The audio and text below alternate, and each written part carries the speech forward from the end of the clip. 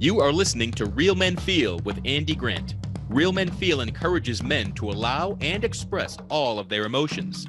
Despite what you may have been taught, all emotions do serve you. Real Men Feel is committed to engaging in discussions that most men aren't having, but all men can benefit from. All links mentioned in each episode are in the show notes found on the blog at realmenfeel.org. Now, let's get to it. Hello and welcome to another edition of Real Men Feel. This is your host, Andy Grant. Life can be challenging sometimes, and especially in the midst of a global pandemic, life can be extra challenging for your health, for you're concerned about your health of loved ones, you're concerned about your job, about money, about the economy, about when will things get back to normal. Is normal a thing anymore? What will the new normal be? So there's a lot to deal with. There's a lot to cope with. So I wanted to get an expert in all that joining me today.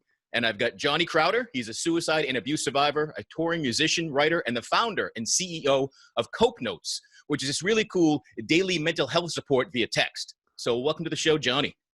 Thank you. Wow, such pressure. I'm the expert on things getting back to the new normal. Yes. Wow. Yeah, you're in charge. New cabinet post for you. Okay, from now on, every Friday we get to have pizza. Yay! No matter what.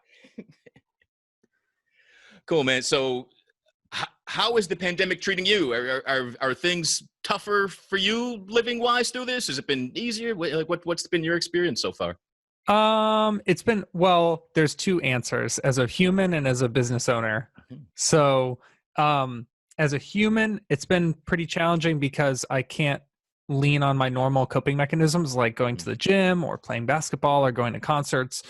So that's been really challenging to find new ways to cope, and I definitely miss being around humans. Humans are pretty great. And then as a business owner, well, I tour in a band, and obviously all tours are canceled for the entire year. So that is a challenge in itself. And then running a business financially, you're like, how do I pay people? That's literally what you think. If you own a business during the pandemic, the only thought that you have is, how do I pay the people who rely on me to pay them? That is like the first thing I think of when I wake up. Last thing when I go to bed is like, how do I continue supporting the people who make my business possible? Cool. And you do a lot of really interesting things, and I guess we should back it up and allow you to start at the beginning, because I'm sure that someone that goes on to create something called Cope Notes has just lived a very carefree, casual life, all sunshine and rainbows. That sounds awesome. I love rainbows. They're underrated. They became such a cheesy trope that we just stopped thinking they're cool. And it's like, what the heck? They are literally a miracle. Yeah, my life was not the easiest. It has not gotten super easy yet. But yeah, long story short, and I'm going to cliff notes this just so we can speed through it, because this is context for listeners, but it's not the content. So I always try to draw that clarifying line. I don't want to talk forever about what I've been through. I'd rather talk about how I got through it instead. So abusive household, drugs and alcohol in the home, multiple attempts on my own life. Spoiler alert, I survived them all because I'm still here. Sexually abused as an adult, which is sort of a plot twist for me. And really just lots of different mental and emotional health issues. So schizophrenia, bipolar disorder, OCD, 10 years of treatment, tons of medication, brain damage. I mean, if you're listening right now, you can see how I wouldn't want to spend a whole podcast talking about all that stuff. But suffice it to say that I think someone could venture to claim that I am an expert in finding coping mechanisms because I've had to do it my entire life. I do want to talk a little bit about your attempts, because I think one of my big things is to get more people to talk about that, get away from the stigma. Most people think about it. More people have made attempts than anyone realizes, I believe. So when you, and this is true for some or all of them, but were your attempts, did you really believe you wanted to die, or was kind of making an attempt a way to cope with what was going on? So I've thought critically about why I wanted to die, because I really did. It was a very pronounced want. It wasn't like, oh, maybe I'll consider suicide. It was like, no, suicide is my answer to what I'm going through. And if you're watching the video, you'll see, I can't even remember what arm it's on, but I have a tattoo there, and it's the I in prison, my band name. It's the I in our logo, and there's a rest symbol and a semicolon there. It's the rest symbol and semicolon combined. And the semicolon, a lot of you are aware, is a suicide awareness and prevention symbol. And the rest symbol is because genuinely, when I really think about why I wanted to die, it was that I wanted to rest. I wanted a break. I wanted to not feel so much stimulus. I think this is why a lot of people turn to drugs and alcohol and less healthy coping mechanisms also. We just want rest. We want a break. We want to be insulated from stimulus for long enough to clear our minds. And back then, I didn't realize that I could rest and unplug without completely leaving the planet. I thought, well, if I'm ever going to get a wink of rest, because I also was dealing with insomnia back then, my medication was messing with my sleeping, and I felt so unrested. So something that we try to clarify in the band and with our music, we try to tell people that, like, you know, if you want to die right now, it might just be that you're tired. And for me, that's what it was. It was pure fatigue. Yeah, in my own experience, like I say this carefully now, I certainly believed I wanted to die. I no longer said that I wanted to die. I just that I believed I wanted to die. Mm-hmm. But after, like, I had a number of, you know, quote unquote failed attempts myself. And only after so many did I realize that it was one of my coping mechanisms. Like, because it was weird. Like, things always got better. After I made an attempt, wherever I landed was better than before the attempt. And then finally I realized maybe I can just get help and I can skip the attempting to die part, and that worked too. But so that's why I ask and wonder how conscious of a coping mechanism was it, or drugs and alcohol, or is it all just I don't freaking want to feel right now? Before I even touch that, I want to focus on. I've never thought about this before, and keep in mind, I talk at events all the time. I talk with folks at shows all the time, and I've never considered this.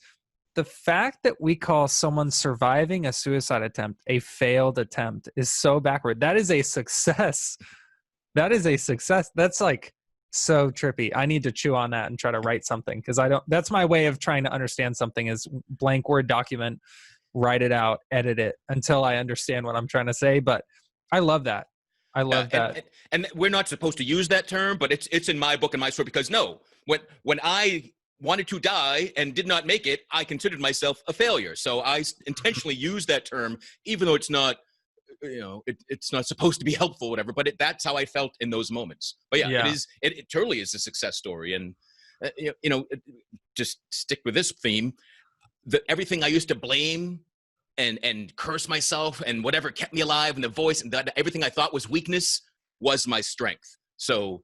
You know, you're right on there, dude. The Cope Notes podcast, the podcast that I host today, we put out an episode with a YouTuber that I've followed for a long time, and he specifically says our weaknesses are our strengths. And the example he gave, which I can totally relate to, is if you're a musician that is of some level of accomplishment, like if you've been signed or if you've toured or if you've like really been doing it for a while, the odds are that you have a case of self-criticism. So part of criticizing yourself is allowing you to get better and hone your craft, because you don't settle for a base level of talent or achievement. You push yourself. But then on the other side of that is you being so self-critical that you suffer from low self-esteem or lack of confidence, and that can actually inhibit your relationship with your craft. So it's the same personality trait. It's the same attribute,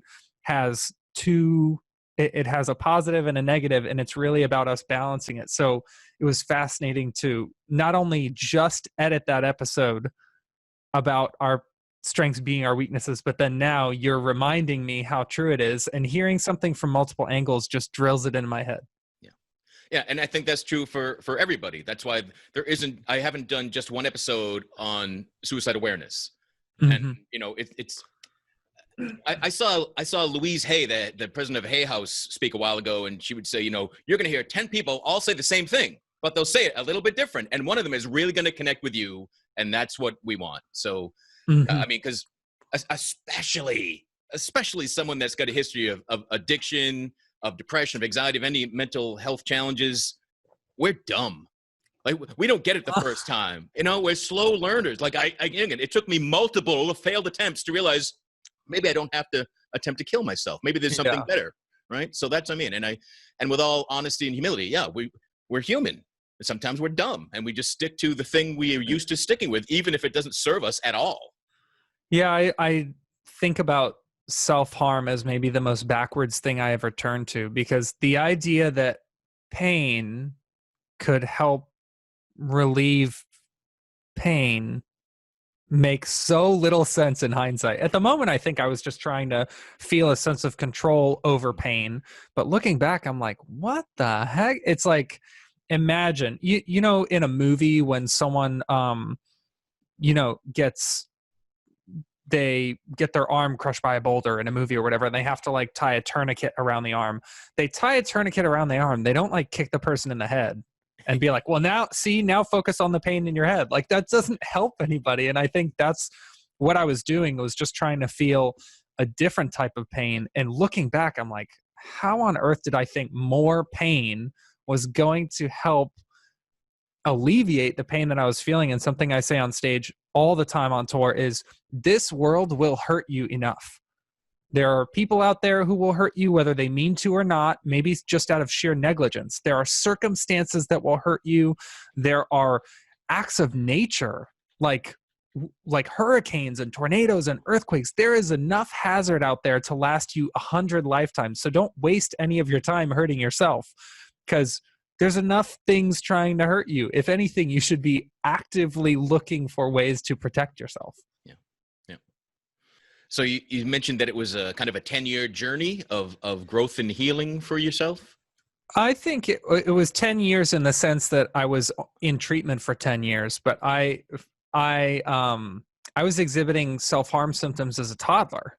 And I was hallucinating all through elementary, middle school, experiencing very, very violent outbursts of behavior and temper. So from where I'm sitting, it's lifelong. But the amount of time that I didn't start working on it until I think I was in mandatory counseling at 15. And I don't think I was honestly trying to work on it at that point. I think it took me a little more time, but I would say, from age 15 on is when I was a little more aware of what was going on. So you said mandatory and you really weren't working. So I know for me, it was this case. Did you feel that you could be helped? I simultaneously, wow, my brain, dude, like looking back, hindsight is incredible. So I simultaneously thought that nobody could help me, and also that I didn't need help, which is hilarious to think that either thought could coexist with the other one. I thought not only did nobody understand me and I was beyond repair, but also that nothing was wrong with me and this is just the way I was wired and I didn't need fixing because I could find workarounds in my own life. All right. So if you could find a workaround, doesn't that imply that something... What are you trying to get around? Dude, I need to go back I need to build a time machine and go back and just look. I need to grab my 15-year-old cheeks and shake my head. And just, something that's always just floored me is logic. Like, because all of this stuff that we're talking about was driven by emotion. From where I'm sitting, suicide was never a logical decision. It is so... It has always been so easy for me to debunk suicidal ideation and self-harm with logic. With emotion, it's hard because I can get really rooted in whatever pain that I feel and justify it however I want. But the moment you bring logic into it, like you just said, well, if there's a workaround, then it follows that there's something that you have to work around. That absolutely knocks me out. KO first round. When I was 17 and into mental hospital after multiple attempts to end my life, I was almost the reverse. I thought it was purely logical. And I thought I could convince anyone that they should be suicidal. Like, wow. The world is just factually a mess. We're all misfits. Nobody and I would just go the litany of, political items and world chaos and all this stuff. And like, how can anyone not be suicidal? You're just denying everything. And I was so freaking glad to be wrong. But that was my worldview. I just thought life sucks, then you die. Why am I waiting? Yeah. Wow. it just goes to show how there is no universal answer. And if there really were, don't you think we would have already rolled it out by There now? would just be one book. There would just be one. Oh, good. You got the book to save my life. Great. I'm all set now. Thank you. And that goes to support exactly what you said earlier. There's going to be 10 speakers. They'll all say the same thing, but and hopefully one of them is going to resonate with you. And I think that's, as someone who works in the mental health care field, I can't view Cope Notes as the answer to everything. I think Cope Notes is, I mean, think about it like vitamins. Can your body just ingest vitamin A and survive? No. You need a litany of vitamins. So whenever I look at the care system as a whole, I think, well, we're going to bring something that the crisis center doesn't. And the crisis center is going to bring something that real-time counselors and therapists don't. And then those therapists are going to bring something that self-help books don't. And those self-help books are going to bring something that supplements don't. And truly, at the end of the day, I genuinely wish, this is like me debunking what I do, or like it's undervaluing Cope Notes and my entire mission, but I genuinely wish that there was just one thing. I wish every day that I'd wake up and turn on the news and they're like, we found it. And everybody else who works in mental health can quit and find some other thing to do because we found it. I would actually, of course, I'd be crushed because my career would have exploded. But that's, I think, what every care provider wants. We wish that there was one simple thing, pat answer, but there's not. Just even between your view and my view of the exact same situation, we're on polar opposite ends. Yeah. Well, that's just our symptoms, the way we process. Like I think it does come down to one thing. It's not simple. To me, it comes down to, loving yourself. If you think something's wrong with you, subconsciously or consciously, physically, mentally, emotionally, it's going to change how you operate and see the world. But yeah, so I think it is, it does come down to one thing. But it's a difficult thing to get to deal with, to do anything about. When you're a teenager and you're in the mandatory counseling and not sure you're really helping anyone help you, what shifted? What was the thing that made you say, all right, I'm going to make use of this? I think that I kind of had a couple different things that woke me up a little bit, but my whole TED Talk is about how I didn't have a moment like that and how I was always waiting for it. Like I was always waiting for like, wow, this is a breakthrough. Because everyone talks about like, oh, I was in therapy and I had a breakthrough. Like you see it on movies and stuff. And I'm like, well, I've been going to therapy every week for 18 months and where's my breakthrough? I come here all the time. And I think instead of a specific moment, it was more of a sensation. And the sensation was that my behavior wasn't just destructive to me. It was also destructive. It was causing distress in the lives of people that I really cared about. So I think what really made me want to apply myself to treatment was realizing that my girlfriend at the time was afraid of me dying, and she would cry when we would say goodbye sometimes. I'm like, what is this? Like, get over it. We've been together for a year. I'm going to see you next week. Like, relax. And one time she was like, it's just scary saying goodbye because I don't know if it's the last time I'm going to see you. And seeing her cry, she did nothing wrong. And I'm like, my behavior is hurting her. So I like turned and looked at my behavior and I'm like, you're going down. And I think there were lots of moments like that where you realize that your mental illness isn't just yours. And I obviously, dealing with self-harm, I had no problem hurting myself. But if anyone laid a finger on the people that I cared about, I would get defensive. So I was actually getting defensive against my mental health condition. Yeah, I find it's certainly true for me, and for a lot of people I talk to, that anyone that is dealing with suicidal ideation will often lie to ourselves. I mean, a lot of it is lying to ourselves, but one of the big lies is that other people will be better off if I'm gone. Mm-hmm. To kind of to take away that notion that we want, at least I wanted to build up more evidence that me being alive is inflicting pain, but if I'm gone, everyone else can breathe easier. They won't have to worry about me anymore. My girlfriend's not crying. Maybe she'll be upset the day I die, but she'll get over that and she won't ever cry again. And you know, she'll be better off. And were you aware of that sort of like lying to yourself to kind of stay in your thinking?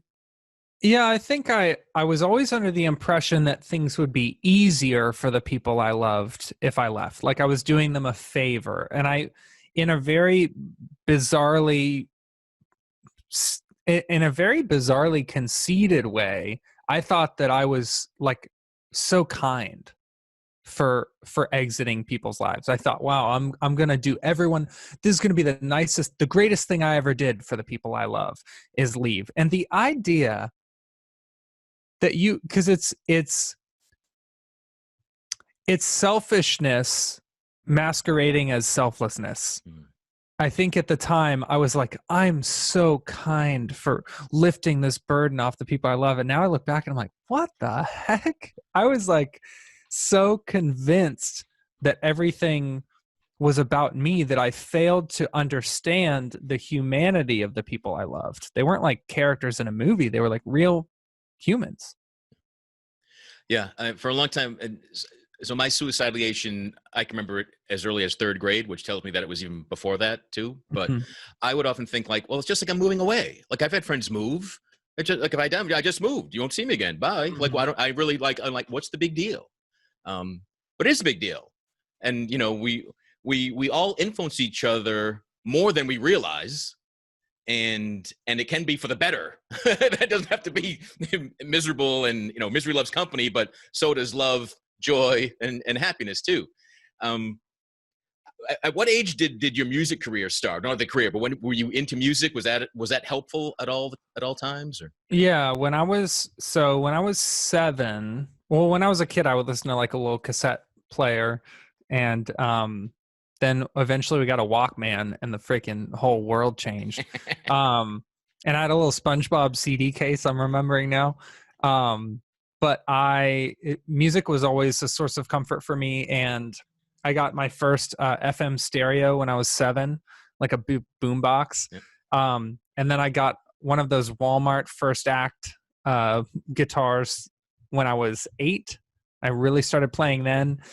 And anytime I would get frustrated or lose my temper, which was like constantly, by the way, anytime I felt like I was going to explode or I was so hot that I was going to hit something or break something, I would sit down with my guitar and play guitar for 5 minutes, or I'd put on a song on the radio, and it was like magic how it would de-escalate the situation. So, I started playing guitar when I was 8, listening to music constantly, day and night, like no breaks for years. I learned every song I ever heard of on guitar. And then I actually, I wanted to be a guitarist. And then when I was 16, just had freshly turned 16, I joined a band as the vocalist because I wanted to be a guitarist and they didn't need one. So I became the vocalist. And what type of music was it?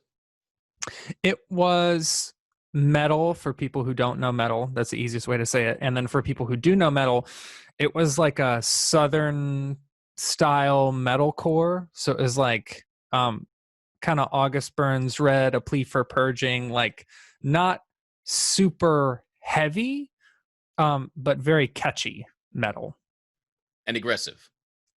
I would say I haven't made any non-aggressive music professionally. I write a lot of really pretty music on my own, and I have I write fingerstyle acoustic guitar all the time. I write classical guitar. I love that stuff. I write a lot of folk. But in terms of my music career, from the moment I stepped on the stage, it has been aggressive music. And actually, I just checked you out. I checked out your band Prison just moments before we started talking. Mm-hmm. And so I played Mental Illness and Stay Alive. I really like both of them. And, heck yeah. And Mental Illness reminded the breakdown towards the end of it. It reminded me of a song I grew up with, Institutionalized by Suicidal Tendencies, which was kind of the first song that like spoke to me. It's like, oh my God, they get it. This is it. Yeah. Yeah. Yeah. we just try to, in my old band. So I used to be in a band called Dark Sermon, and I was in that band for 8 years, and we were signed and touring, and really with that many eyes on me, I was focused on veiling what I was feeling. So I would write a song about schizophrenia, but I would dress it up in these huge, complicated metaphors so that I could insulate myself, so that people didn't know what I was going through. And then in prison, I was just like, F it. Like, I'm just going full force, and I'm going to talk about everything in plain terms.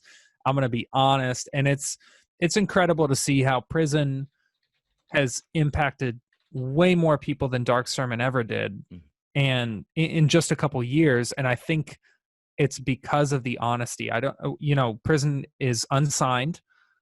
And we don't have a manager, and we've done way bigger tours, played in front of way more people.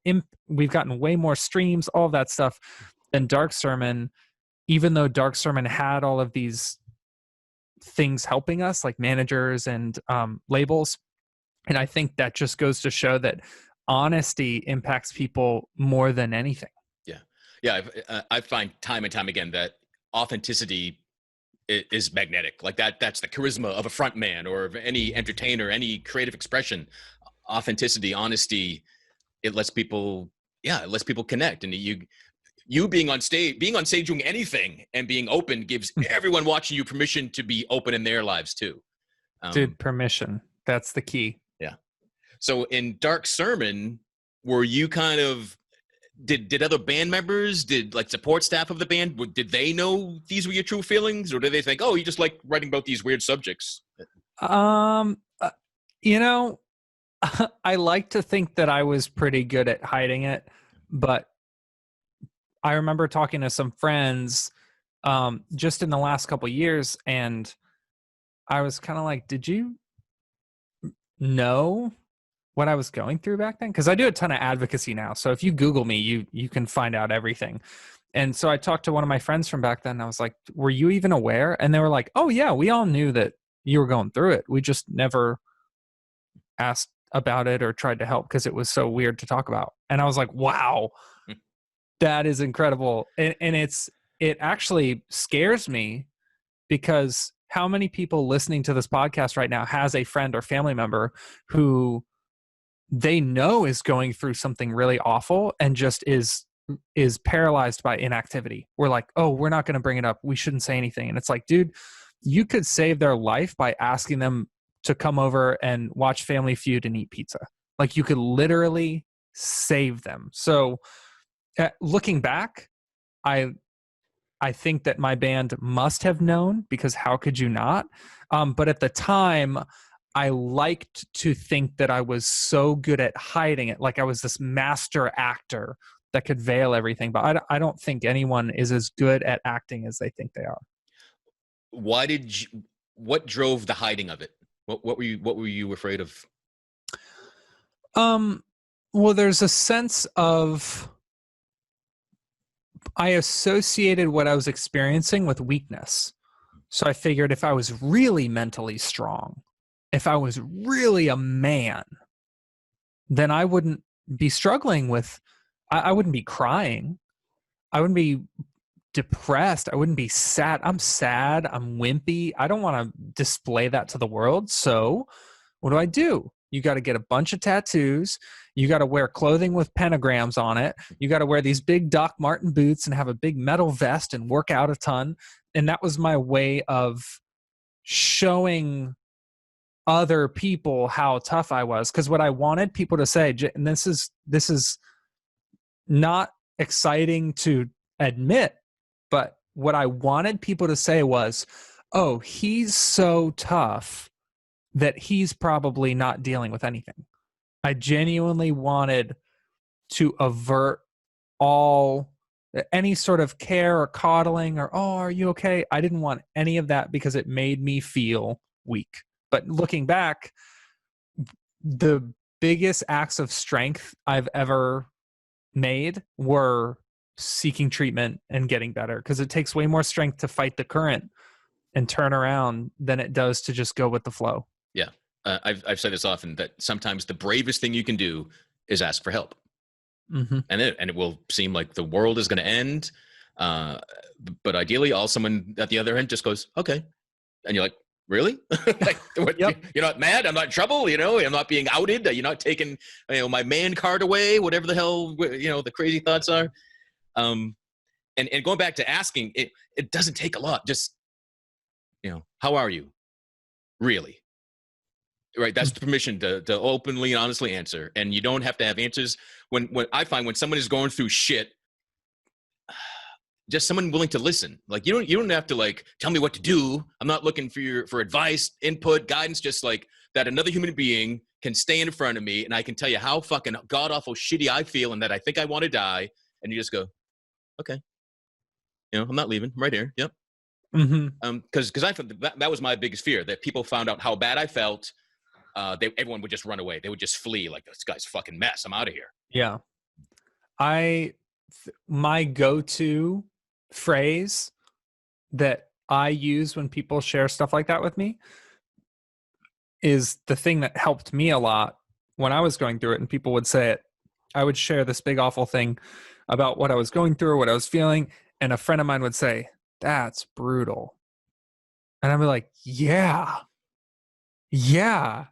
It's so brutal." And just literally 2 words, "That's brutal."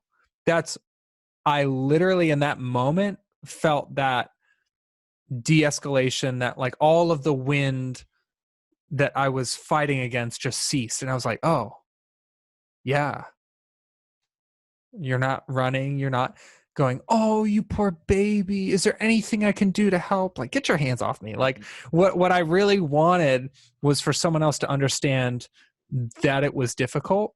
And I think the words, "That's brutal." I'm like, yeah, thank you for understanding how hard this is for me, Yeah.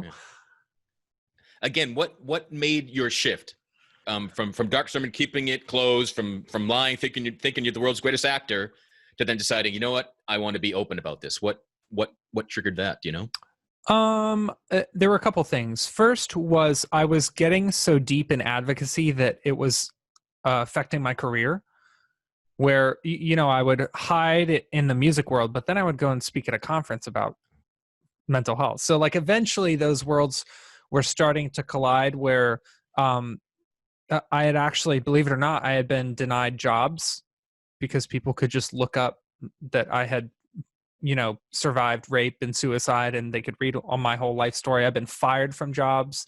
I've had girls not date me anymore because they go on a couple of dates with me, they Google me and read all this stuff, and they're like, oh, too much baggage. And I realized like I have a choice. Either I can stop sharing, and all of this information about me is going to live on the internet forever, so that's not really going to help me, or I can just lean into it and know that this is important. And I probably wouldn't want to spend a whole mess of time with people who are so closed-minded that they would judge me for it anyway. Like, that isn't the type of girl that I would want to date. This isn't the type of company I would want to work for if I'm being judged by that. So I think there was a choice to just lean into it because I felt my heart was called to it. And I've seen so many lives transformed from peer support. So I was like, well, I'm not backing down there. But also when Dark Sermon broke up, we fulfilled our contract with our record label, and all the other members were like, oh, we're going to have kids and buy a house, because like this, we can't stand living in a van anymore. And I'm like, I get that. So with Prison, it was sort of like in my head, Prison is my last chance at music, where I was so close to quitting music.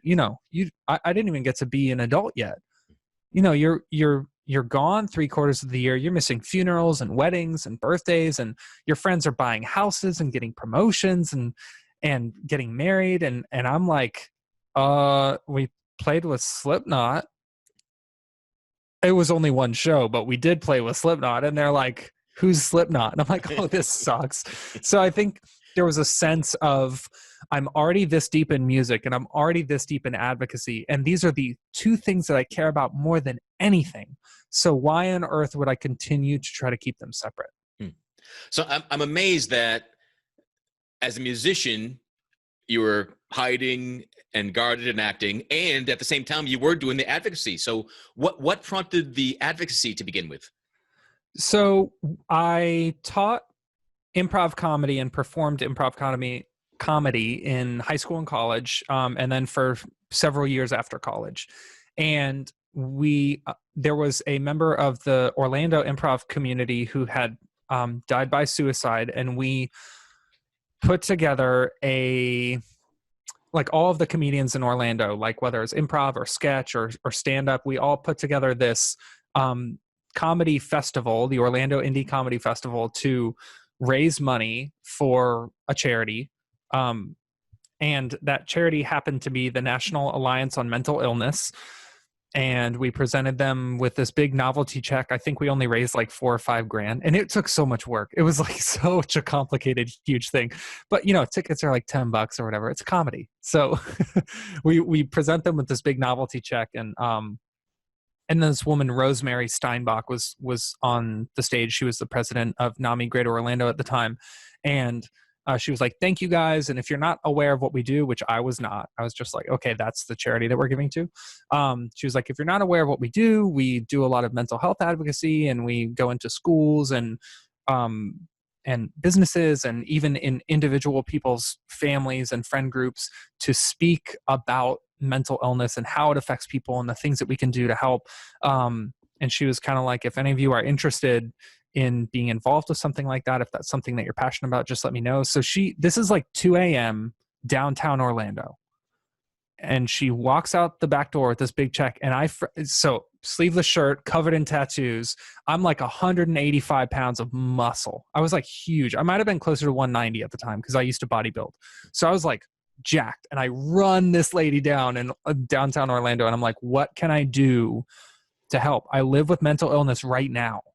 I'm taking medication right now. I'm taking antipsychotic medication. I'm seeing a therapist. I'm seeing a psychiatrist. I attend mandatory counseling at UCF in order to continue to be a student. I want to do something. My whole life is so screwed up. I can't even begin to explain, but I want to help." And that was the beginning of, this is going to sound cliche, but that was the beginning of the rest of my life. I was like, if there are other people who feel like me and I can share with them and it might help them, I have to do that all the time. So that was in 2011. And here we are in 2020, and I work full time in the mental health field. Yeah. It again, I find and everyone, once you stop focusing on your own pain and realize that you can actually help other people deal with their pain, and that doing that, it makes your pain lessen as well. And that you're not just in this, and it's not just, you're not just stuck in hell, everything sucks and you're just waiting to die. There's amazing things when you can turn around and just focus for even the smallest amount of time on someone else. It changes your whole outlook. Oh, just because for a long time I thought nobody feels like me. I'm so unique. My situation is so different and now looking back, I'm like, "Oh, your parents were the only ones to be abusive? Really?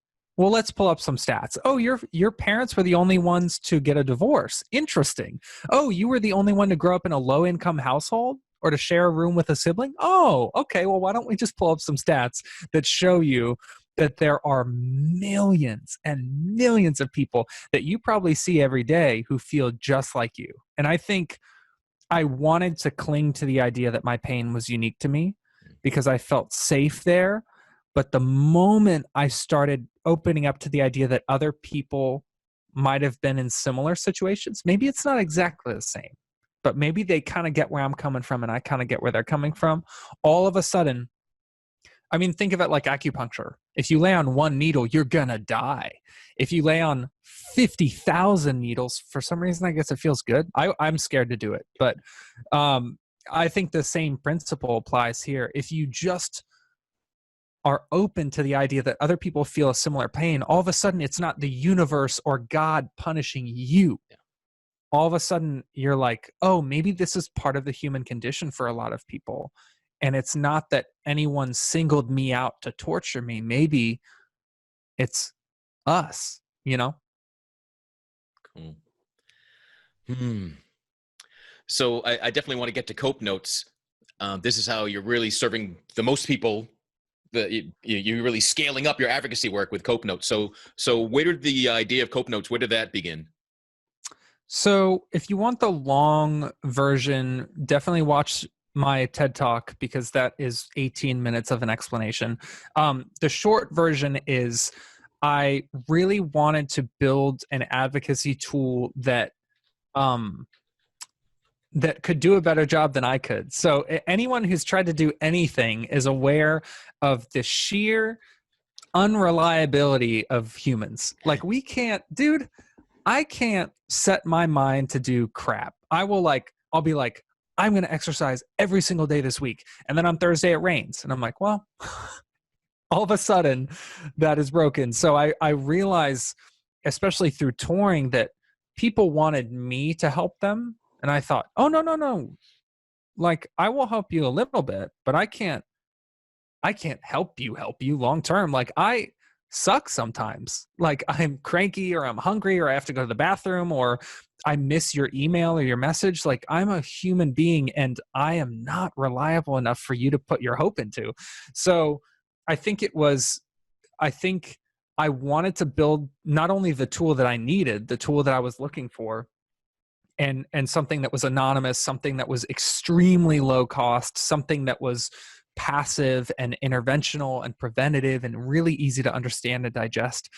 So not only did I want a tool that was like that, but also I was aware that if I build something that can help 100 million people, but I don't get the same credit for it as if I did it myself, it's a heck of a lot better than me trying to help 1,000 people and only being effective with like 600 of them, you know? So Cope Notes is a daily, just brief text message. And you set me up with a 2-week trial. And what surprised me, what I liked was that you didn't know when it was showing up. You know, the random time of it is like, who the hell's this? Like, what? Wait, what? Oh, it took like 3 or 4 times before I realized, oh, it's the Cope Note. All right, cool. But yeah, really, boy, it just makes you stop whatever you're doing, read it. They sometimes there's a question, sometimes a statement, sometimes you did like right back to it. And so what I want to ask is the same messages going out to everybody at the same time, or how randomized is the experience? Yeah, so that's the biggest misconception about what we do, is that we just send like a mass email or a mass app notification. It goes to everybody. And we don't do that. That was the original version when I didn't have a chief technology officer and I didn't know what I was doing back in the very early days. But now we have a library of all of these approved text messages, and they're written by peers with lived experience, and they're reviewed by mental health professionals to make sure we're not just texting people like smile today. These are actual messages that are based in proven psychology. And really the goal of it is to have such a deep well of content and then shuffle it differently for each user so that no 2 users receive the same text at the same time. So the trial is the same sequence for everybody. We had to have some sense of structure for that first little interaction. But when you subscribe, every time you get a text, you are the only person in the world to receive that text at that time. And it helps the brain assign a little more personal value when it comes in. And so I'm subscribed, I'm using it. What happens if I do respond? Is that seen by anybody? Does it go anywhere? So I was actually just on a call about this, and a lot of people aren't really aware of the principle of self-report, but once I explain it, you'll be like, oh, I know exactly what that is. So self-report is you reporting details about yourself. And we are very inaccurate in doing so. And I can prove it to you. The last time someone asked you how you were, you probably said, I'm doing well. And how are you? That is an inaccuracy in your self-report. And over time, when we sort of water it down and we cushion it to make other people feel more comfortable, we lose our sense of being able to accurately identify what it is that we feel, where that might be coming from, and what we can do about it. So that's why every therapist I've ever been to, and I've seen, trust me, I have left many a therapist and tried many a new one, and every single one I've ever met pushes journaling. And that's because when you journal, it doesn't respond to you right away. It doesn't nod knowingly or shake their head or write something down. The magic of journaling is that when you say what you really feel, nothing happens. And over time, you learn that it is safe to share exactly how you feel without watering it down. And really, that's what we want, is Cope Notes to act as a digital journal where we reach out to you once a day. You can text us back 50 times a day or never. But the goal is for you to, over time, grow gradually more comfortable with sharing so that when you feel a feeling, you can accurately identify it and then make intelligent steps towards doing something about it. And what if a text hits me and it's at a time that I'm really in crisis, like I'm about to do some sort of self-harm? What is there a sort of safety net or a way to escalate? Or Yes, we have a keyword help, and if you text help back, we send a crisis response text that gives you the option. It does not automatically connect you, so that's not our job. We send you an option to connect with our partners, the crisis text line. And really the message says, if you're just trying to vent and let it out and, really, really walk through what you're walking through by speaking about it, continue to do so. But if you need someone right now, in this very moment, our friends at the crisis text line would be happy to help you, and the user can choose to connect. But that's why we partner with other organizations, because our specialty is maintenance, it's prevention, it's intervention, it's long-term thought pattern and behavior change. If you need real-time help with a trained crisis counselor, we have partners who can do that way better than we ever could. Cool. And when did Cope Notes start? How long has this been going on now? We launched the version of Cope Notes that exists today in March of 2018. There were a couple beta versions before that, but they didn't survive. We learned a lot. So Cope Notes, with the name Cope Notes and the structure that we have today, launched in March of 2018. And in that time, we have yesterday we sent our 400,000th text message. Wow. So I am over the moon about that. We have users in 87 countries, and it was very slow growing at first, but once word of mouth really started hitting, I think that's when we started seeing some real growth that justified my wild decision to quit my job to pursue this full time. Cool. And is it everything you want right now, or are there more things planned that you see expanding? Or Oh, dude, we're building all sorts of awesome crap. I can't wait. The original idea was, what if we could text somebody something that would help them? And then slowly it was like, well, the right text at the right time can make a big difference. And then it was like, oh, well, what if we can add this and change this and allow people to customize this? And slowly we are working towards some incredible changes to our system that I cannot wait to roll out. I'm not speaking on them yet, but I will say that we're doing extensive research with the University of South Florida about the efficacy of some of the changes that we are implementing. We're going to do some more studies, and if this winds up being as helpful as we think it's going to be, Cope Notes is going to look completely different in the best way possible. Cool. And are you seeing, and the people you deal with, and in the signups and kind of maybe the messages you're hearing from people, are you seeing an increase in depression and anxiety with COVID-19 going on? Yeah, we have. In the last couple months, we've seen like maybe 3,000 people sign up. It is absolutely unreal, the level of demand for digital mental health right now. And what we're viewing this as, this will never be a cash grab to me. This is an opportunity to leverage a system that can scale infinitely for the benefit of people who need something now, not in 7 weeks or not when the country opens up again, but right this second. If they want a tool that they can leverage on a daily basis, Cope Notes is more than happy to meet that need, because this is what we built it for. Cool. And have any marketing people come to you saying, "Oh, you got to reach, your band's got to be called Cope Notes. Everything's got to be Cope Notes"?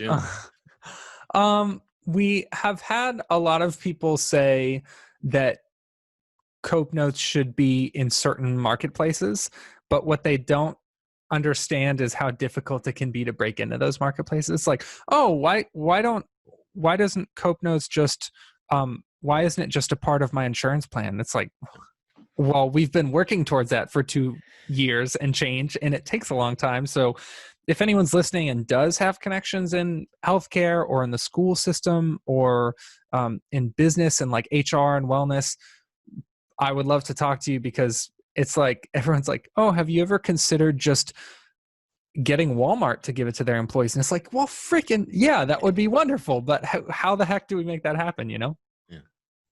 Not to make it sound like there should be something else, but there are other things in your advocacy that you want to touch base on? I mentioned the TED Talk. I encourage you guys to watch that because it took me a long time to write and it's pretty comprehensive. So probably answer a lot of your questions. Is that the How to Grow as a Person? Yes. Okay, cool. So there's that. And then my band is a huge arm of it. And honestly, I have been mulling over the idea of starting other things. Like I've wanted to finish a book that I started for a long time. I wanted to have a radio program. I wanted to start doing a vlog.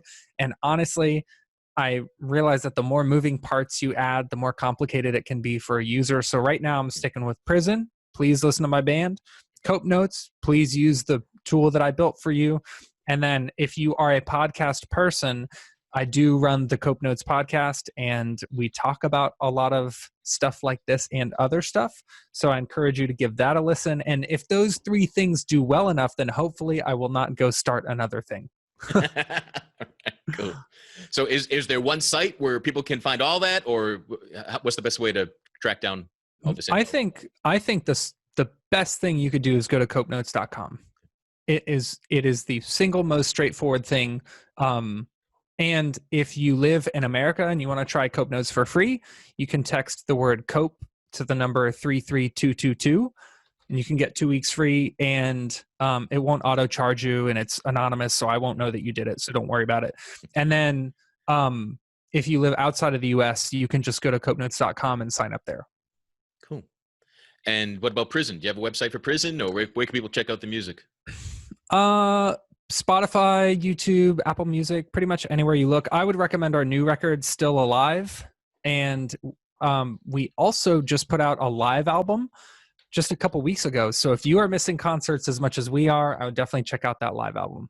Cool. Awesome, man.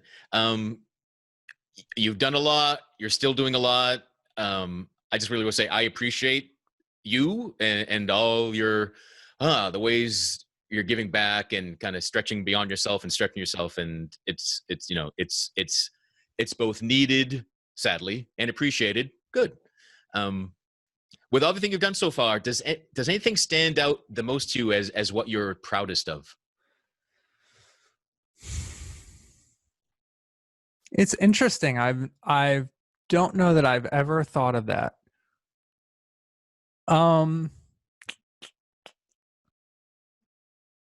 I don't know. What a stumper. I